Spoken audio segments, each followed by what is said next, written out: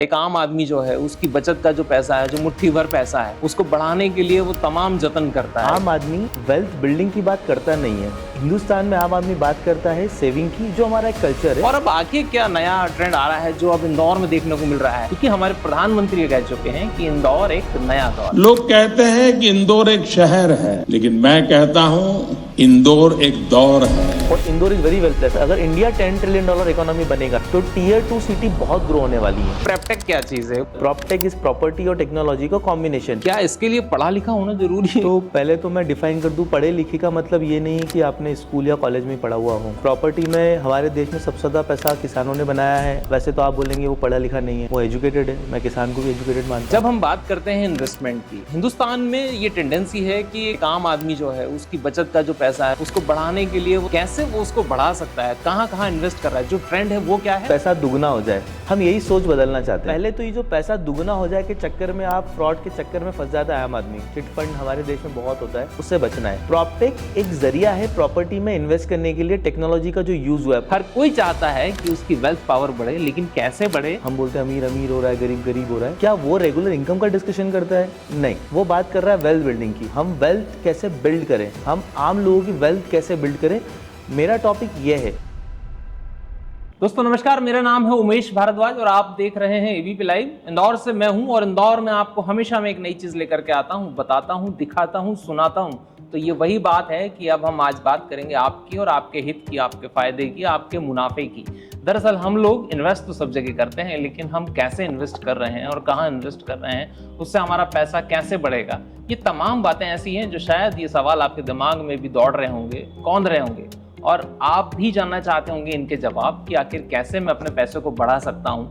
हम प्रॉपर्टी में इन्वेस्ट करते हैं, सभी लोग इन्वेस्ट करते हैं, लेकिन प्रॉपर्टी में इन्वेस्ट करने का तरीका क्या है, इन तमाम चीज़ों पर अब इंदौर में भी काम शुरू हो गया है। और चूंकि मध्य प्रदेश की आर्थिक राजधानी है इंदौर, तो कहीं ना कहीं जब हम ये बात करते हैं कि नया क्या है, तो वो इंदौर से ही शुरू होता है, क्योंकि हमारे प्रधानमंत्री ये कह चुके हैं कि इंदौर एक नया दौर है। तो दोस्तों, जैसा मैंने आपको बताया, जब हम बात करेंगे वेल्थ को बढ़ाने की, उसकी ग्रोइंग की, तो आपकी जो इनकम है वो वाकई में बहुत महत्वपूर्ण है। और इसलिए भी है क्योंकि आपके पसीने की कमाई है, आपने उसमें पूरी मेहनत लगा दी, जी जान लगा दी उस पैसे को कमाने में। अब आप चाहते हैं कि वो दुगना हो जाए, तो वो दुगना होगा कैसे? जब हम निवेश की बात करते हैं तो हम प्रॉपर्टी में निवेश करते हैं, हम गोल्ड में निवेश करते हैं, आजकल हम म्यूचुअल फंड में निवेश करने लगे हैं। ये तमाम चीज़ें ऐसी हैं जो रिस्की हैं। मेरे साथ एक चेहरा और आपको नजर आ रहा है, मनोज धनोतिया जी हैं।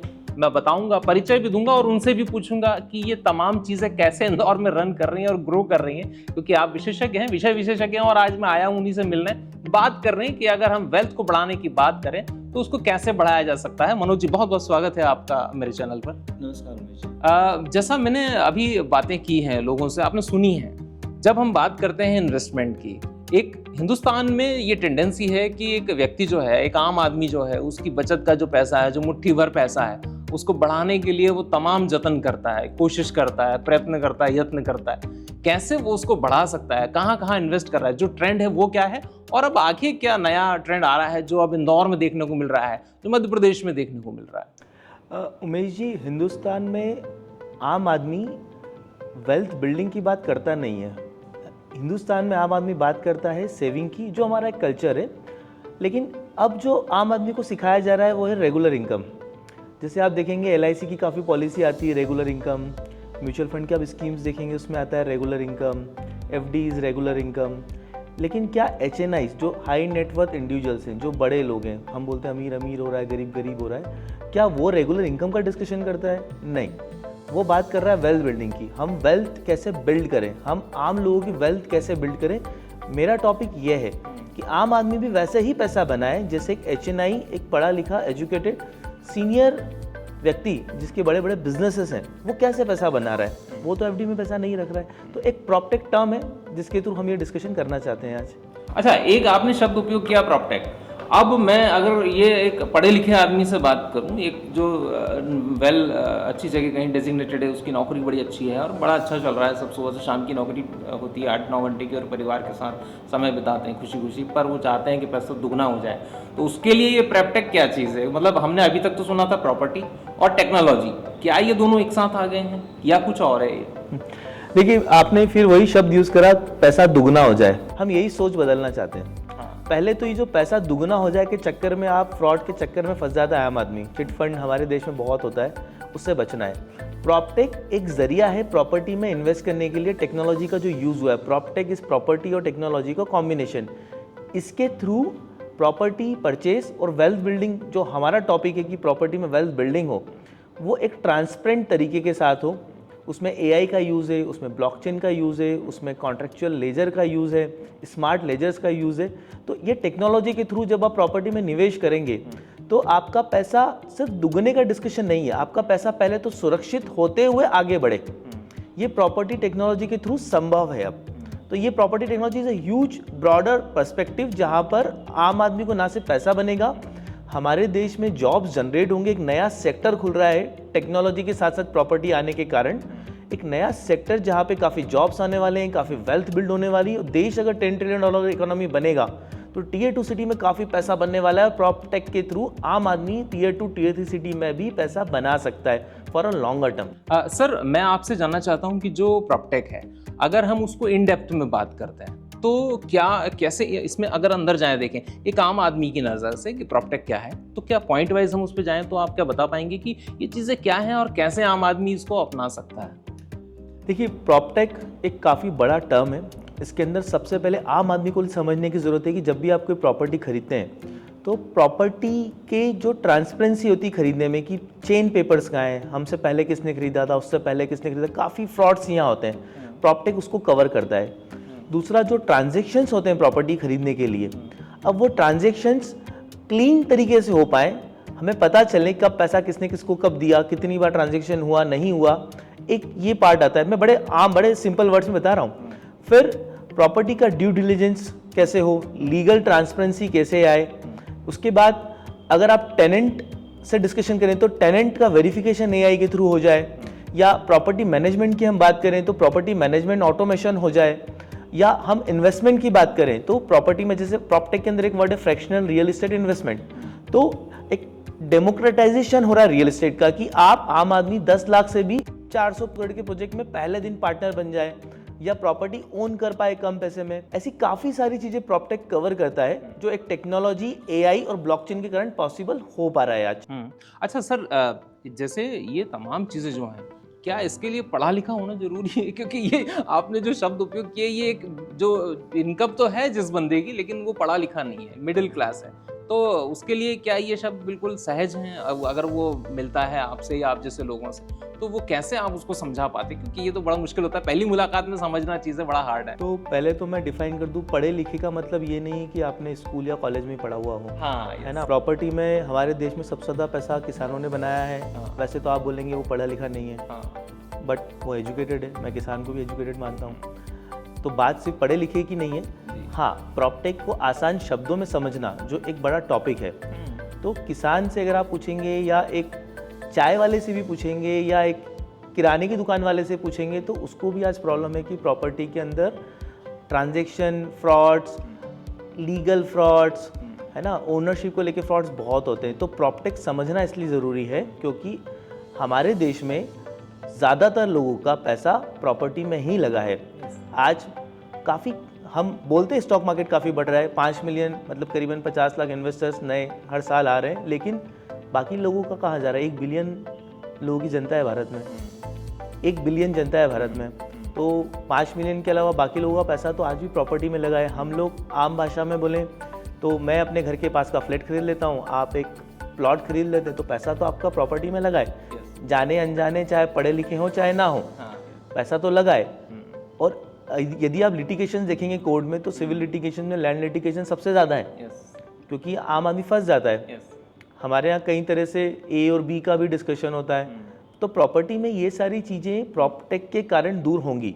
तो प्रॉपटेक को बिल्कुल आसान शब्दों में अगर आप समझें तो ऐसा है कि टेक्नोलॉजी के कारण आप इजीली पता कर पाएंगे कि मेरे साथ कोई धोखा तो नहीं हो रहा है जिस प्रॉपर्टी को मैं खरीद रहा हूँ, जो प्रॉपर्टी मुझे जितना स्क्वायर फीट लिखा उतना मिल रही है, क्या मेरे ट्रांजेक्शन्स प्रॉपर तरीके से हो रहे हैं, या प्रॉपर्टी मैनेजमेंट की भी अगर हम बात करें तो प्रॉपटेक का बहुत बड़ा रोल है कि प्रॉपर्टी मैनेज कैसे हो रही है। आज किसान की फसल भी है और ड्रोन के थ्रू अगर उसका एक रखरखाव हो रहा है तो वो भी प्रॉपटेक ही है। या इन्वेस्टमेंट मैनेजर्स, हम स्टॉक मार्केट में, म्यूचुअल फंड में, पीएमएस में तो बात करते हैं, रियल एस्टेट वेल्थ एडवाइजर्स, बड़े बड़े पीएमएस फंड वाले आते हैं, म्यूचुअल फंड वाले आते हैं, बड़े एजुकेटेड लोग आपको सिखाते हैं कैसे इन्वेस्टमेंट करना है। बट प्रॉपर्टी में ऐसे लोग कम है। तो एक ब्रोकर्स है, कुछ ब्रोकर्स बहुत अच्छे हैं, ज़्यादातर ब्रोकर बहुत अच्छे हैं, बट फिर भी कई बार आपको लगता है कि मुझे प्रॉपर ट्रांसपेरेंटली इन्फॉर्मेशन नहीं मिल रही है। तो ये आज ब्रोकर्स के लिए भी समझना इंपॉर्टेंट हो गया है कि प्रॉपटेक के थ्रू वो अपनी इमेज कैसे सुधारें या इसको कैसे बेटर टेक्नोलॉजी को यूज़ करके अपने खुद के ग्राहकों को संतुष्ट कर पाए। तो प्रॉपटेक वो जरिया है जिसके थ्रू आप एक सिस्टमेटिक वे में लोगों की प्रॉपर्टी के नॉलेज को इम्प्रूव कर सकते हैं, उनको ट्रांसपेरेंट तरीके से ट्रांजेक्शन्स करवा सकते हैं, उनका लेजर, उनका जो डॉक्यूमेंटेशन है, चेन डॉक्यूमेंट, वो मैनेज कर सकते हैं। उसके बाद प्रॉपर्टी को आप मैनेज करवा सकते हैं, आप इन्वेस्टमेंट को उनको सही तरीके से ज्ञान दे सकते हैं, एजुकेट कर सकते हैं।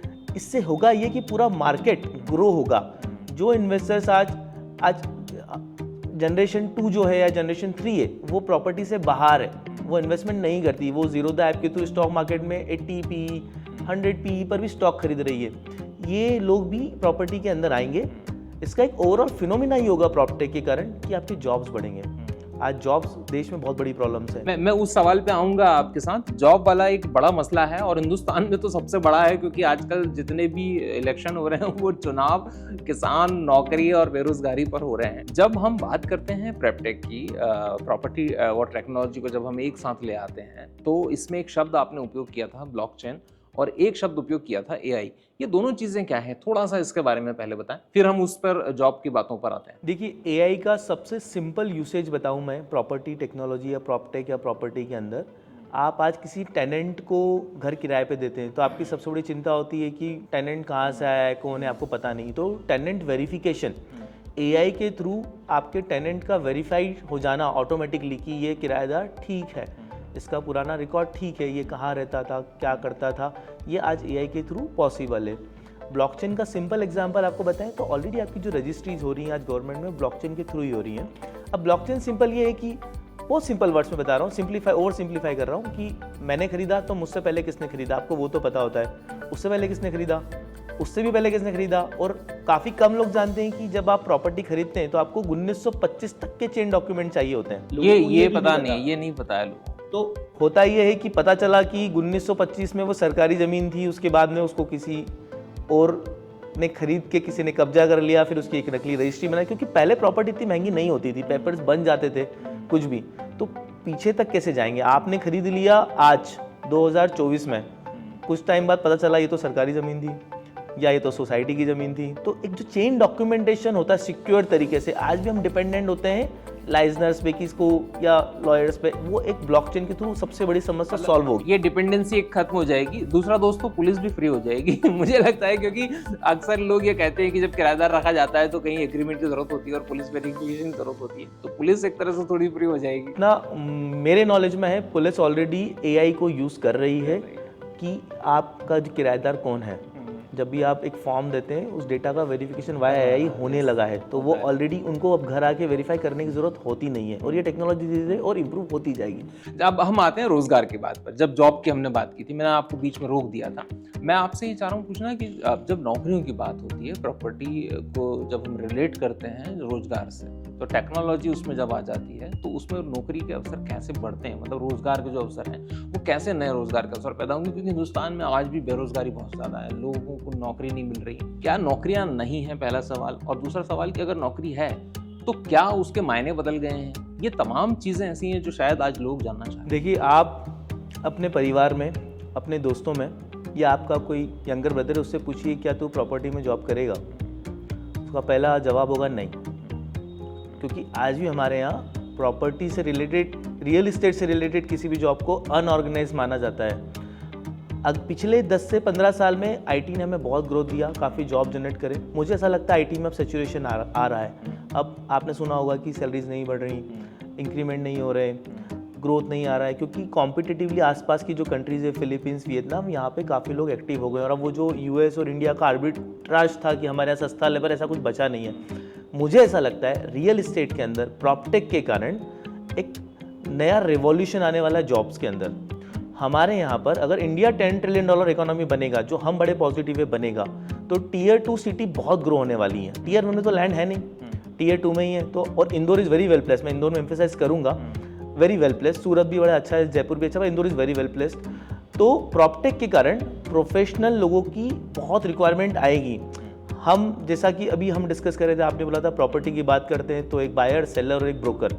मैं आपको बताता हूँ प्रॉपर्टी में क्या क्या रिक्वायरमेंट है। प्रॉपर्टी में बायर तो चाहिए, सेलर भी चाहिए, ब्रोकर भी चाहिए, लेकिन इन्वेस्टमेंट मैनेजर्स चाहिए, प्रोफेशनल इन्वेस्टमेंट मैनेजर्स। प्रॉपर्टी में एआई से रिलेटेड वीआर, ड्रोन सिस्टम चलाने वाले, ड्रोन्स बनाने वाले, ड्रोन के सॉफ्टवेयर बनाने वाले चाहिए, सो दैट प्रॉपर्टी मैनेजमेंट हो पाए। उसको हम प्रॉपर्टी मैनेजमेंट बोलते हैं।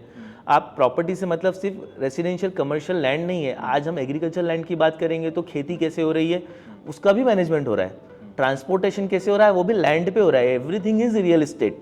ठीक है, इसी के कारण इकोनॉमी बढ़ रही है। तो हमें वो लोग चाहिए, हमें एआई वाले लोग चाहिए जो एआई डेवलप करें, हमें क्लाउड कंप्यूटिंग वाले लोग चाहिए, क्योंकि ब्लॉकचेन का जब हम डिस्कशन कर रहे हैं तो क्लाउड में होगा सब कुछ, वो कैसे होगा। ठीक है, हमें प्रोफेशनल इन्वेस्टमेंट मैनेजर्स के साथ साथ, प्रोफेशनल प्रॉपर्टी मैनेजर्स के साथ साथ प्रोफेशनल कस्टमर सर्विस वाले चाहिए, हमें एजुकेटर्स चाहिए। गवर्नमेंट ने रेरा इम्प्लीमेंटेशन किया है, गवर्नमेंट ने स्मार्ट सिटी मिशन इम्प्लीमेंट किया है, ये सारी चीज़ों की समझ वाले लोग चाहिए। हमें लॉयर्स चाहिए जो कॉम्प्लेक्स कॉर्पोरेट गवर्नेंस की जब हम बात कर रहे हैं रियल इस्टेट कंपनीज के साथ में, बिल्डिंग कंस्ट्रक्शन मैनेजमेंट की बात में, ये लोग चाहिए। तो कैटेगराइजेशन मैं आपको यहाँ पर भी 20 और कर दूंगा जो हम यूजुअली इंडिया में सोचते नहीं है। प्रॉब्लम वही है पुरानी कि हमारे यहाँ सब इंजीनियर्स हैं, हम टेक्नोलॉजी में चले जाते हैं। लेकिन अब मुझे ऐसा लगता है प्रॉपटेक, फिनटेक, आप जो भी वर्ड यूज़ कर लें, इसके कारण थोड़ा तो यंगस्टर्स में अट्रैक्शन आएगा, थोड़ा नहीं बहुत ज़्यादा हमें एजुकेट करने की ज़रूरत है कि there is going to be huge demand. हम अगर बात कर रहे हैं कि मैन्युफैक्चरिंग वर्ल्ड वाइड चाइना से इंडिया में शिफ्ट होगी तो करेगा कौन? क्या हमारे पास अब लेबर्स हैं? लेबर्स बहुत महंगे हो गए, तो रोबोटिक होगा मैन्युफैक्चरिंग। हमारे यहाँ पे फैक्ट्रीज बनानी पड़ेंगी, हमारे यहाँ रोड इंफ्रास्ट्रक्चर जो गवर्नमेंट ऑलरेडी बहुत पैसा लगा रही है उसके अंदर, तो रोड नेटवर्क बना रही है, तो अर्बनाइजेशन जिसे हम बोलते हैं वो हो रहा है, गाँवों का डेवलपमेंट हो रहा है। करेगा कौन? लोगों को ही करना पड़ेगा। तो एक नया तरह का जॉब मार्केट एग्जिस्ट करता है जहाँ पे यंगस्टर्स को आगे आना पड़ेगा, हमारे एजुकेशन सिस्टम को चेंज करना पड़ेगा, and there is lots and lots of jobs, और काफ़ी अच्छी पे वाले जॉब्स यहाँ पे जनरेट होंगे। मतलब ये कहीं ना कहीं ये कह सकते हैं सर कि धीरे धीरे चीज़ें बहुत बदल रही हैं। हम जब बात करते थे एक दशक पहले की, यानी हम 2010 की अगर बात करूं, तो उस समय लोगों को उतनी जानकारी नहीं थी जितनी अब चीज़ें आ गई, क्योंकि हाथों में फ़ोन आ गए, इंटरनेट आ गया है, हम 5G की ओर बढ़ गए।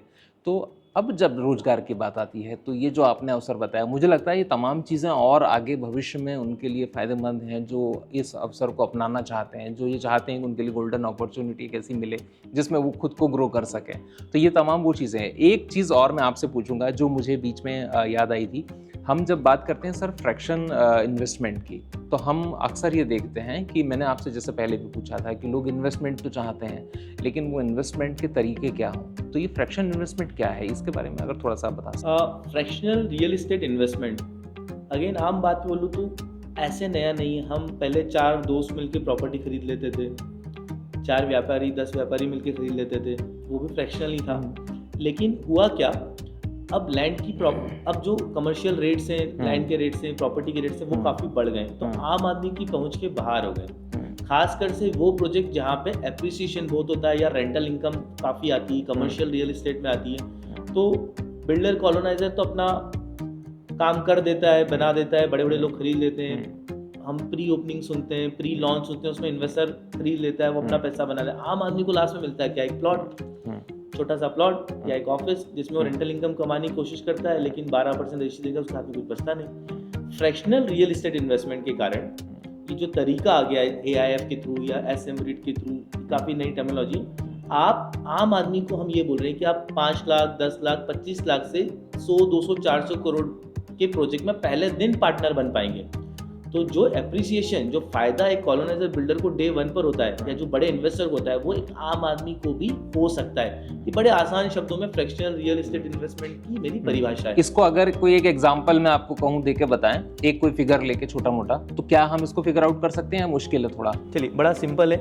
आप इंदौर का अगर आज एग्जांपल लें, तो कोई कॉलोनाइजर आज कोई ज़मीन खरीदता है, कच्ची ज़मीन खरीदता है, तो मान लीजिए 2.5 करोड़ रुपए स्क्वायर फीट की वो ज़मीन खरीदता है, तो काफ़ी कम लोगों को पता है कि एक्चुअल में उस पर 300 रुपये स्क्वायर फीट का डेवलपमेंट करने के बाद वो ज़मीन का जो एक प्लॉट की जो मुझे कॉस्टिंग पड़ती है एज ए कॉलोनाइजर, मुझे वो कॉस्ट पड़ती है मान लीजिए 2,000 रुपये स्क्वायर फीट। प्री लॉन्चिंग में इन्वेस्टर ले जाता है उसको 3,000 रुपये स्क्वायर फीट। जब तक रेरा आता है तब तक हो जाती है 4,000 रुपये स्क्वायर फीट। फिर वो जब तक डेवलप होती है तब तक हो जाती है 5,000 रुपये स्क्वायर फीट। फिर खुलता है प्री लॉन्चिंग। अब यहाँ से आम आदमी की एंट्री होती है कि कॉलोनी का प्री लॉन्चिंग, तो वो आके खरीदता है 5,000 रुपये स्क्वायर फीट में। फिर उस पर रजिस्ट्री कराता है तो 5,500 स्क्वायर फीट की उसको एक प्लॉट मिलता है। अब फ्रैक्शनल से मेरा तात्पर्य ये है, और स्पेसिफिकली हमारा माइक्रोमिट्टी का तात्पर्य ये है कि हम अर्ली इन्वेस्टमेंट की बात करें कि जब वो ज़मीन 2,000 रुपये स्क्वायर फीट की थी तभी आपको मिल जानी चाहिए थी कच्ची ज़मीन। लेकिन मिल क्यों नहीं सकती? क्योंकि वो सौदा तो 100 करोड़ का था, 50 करोड़ का था। तो कॉलोनाइजर की इसमें कोई गलती नहीं है, उसने एक बल्क डील करा, पूरा 10 एकड़ का मिनिमम ज़मीन लिया।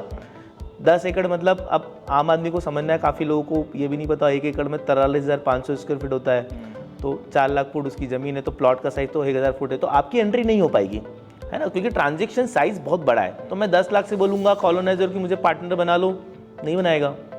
1 करोड़ से बना लो, बिल्कुल नहीं बनाएगा। इससे ज़्यादा आम आदमी का होता नहीं सेविंग।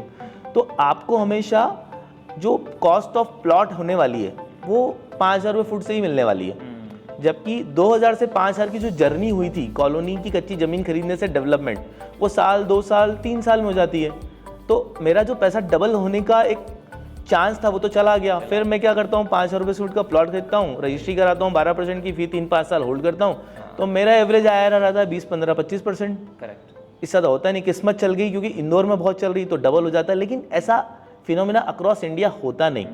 तो फ्रैक्शनल क्या करता है, आपको एक मौका देता है कि वो जो पहले दिन कॉलोनाइजर ने खरीदा कच्ची ज़मीन, उसमें आपको एंट्री मिलती है। ये एक बड़ा सिंपल एग्जांपल है। तो आपको जो प्लॉट आप 5,000 फुट खरीदने वाले हो वहीं आपको 2,000 रुपये फुट में भी एंट्री मिल सकती है।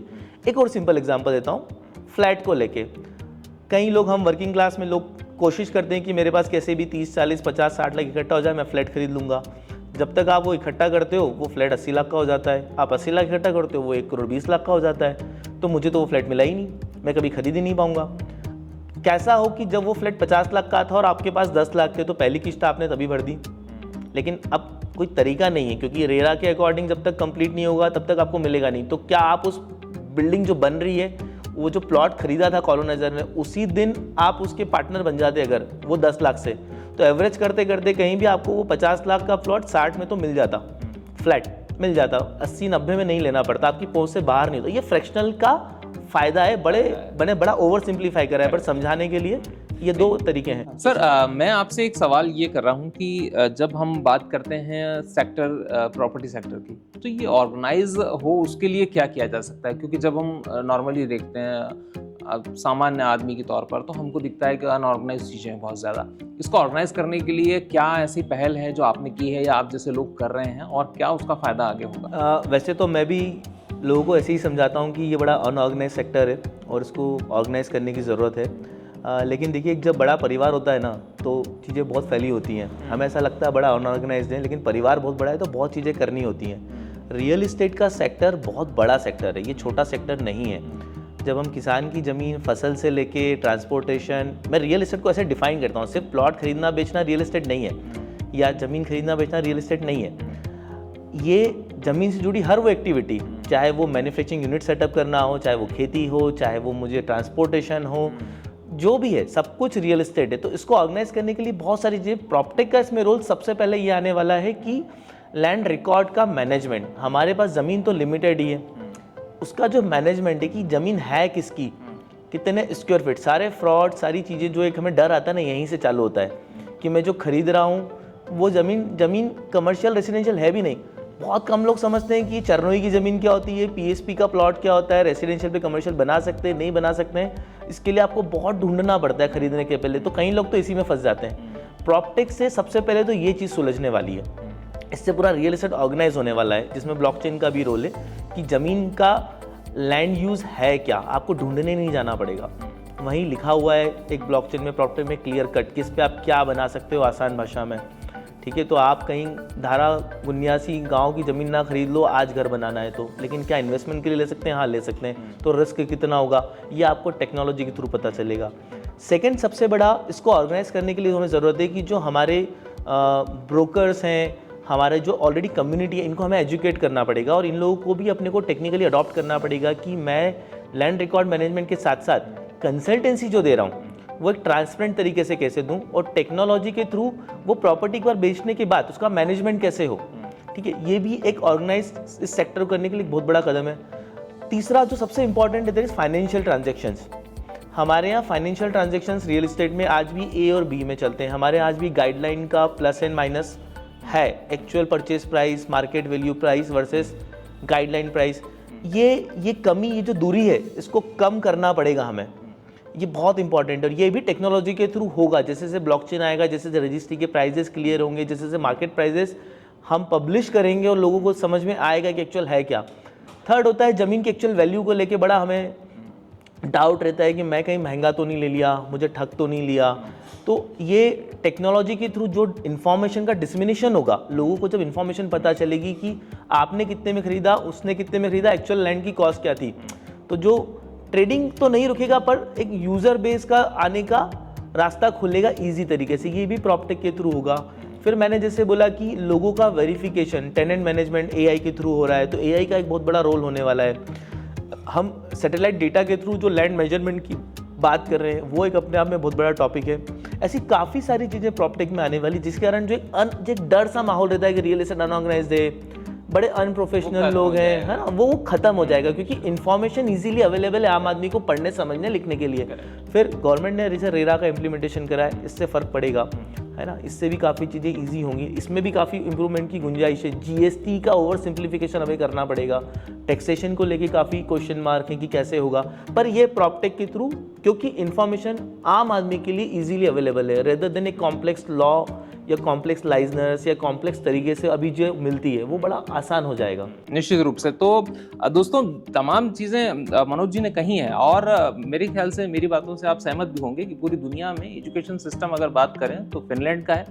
पूरे देश में उदाहरण दिया जाता है कि फिनलैंड की एजुकेशन सिस्टम बड़ी बेहतरीन है। तो हिंदुस्तान में अगर हम फाइनेंशियल एजुकेशन की बात करें तो एक शायद ये वो पौधा है जो आगे जाके कहीं ना कहीं वृक्ष बनेगा और उन लोगों को छाया देगा जिनको ज़रूरत है। क्योंकि कहा जाता है कि एक पत्थर तो दिल से उछालो यारों, कौन कहता है कि आसमां में छेद नहीं होता, तो आपको एक पत्थर बस उछालने की ज़रूरत है। और वो उम्मीद का पत्थर जो है अगर आप उछालेंगे, तो मुझे लगता है कि आज जिस तरह से वेल्थ को लेकर बात चल रही है, हर कोई चाहता है कि उसकी वेल्थ पावर बढ़े, लेकिन कैसे बढ़े, जो तमाम बातें मनोज जी ने बताई हैं, मुझे लगता है कि शायद उन पर गौर करें आप, तो आने वाले वक्त में ये तमाम चीज़ें आपकी ज़िंदगी को और बेहतर बना सकती हैं। Umesh Bhardwaj, ABP live, Indore.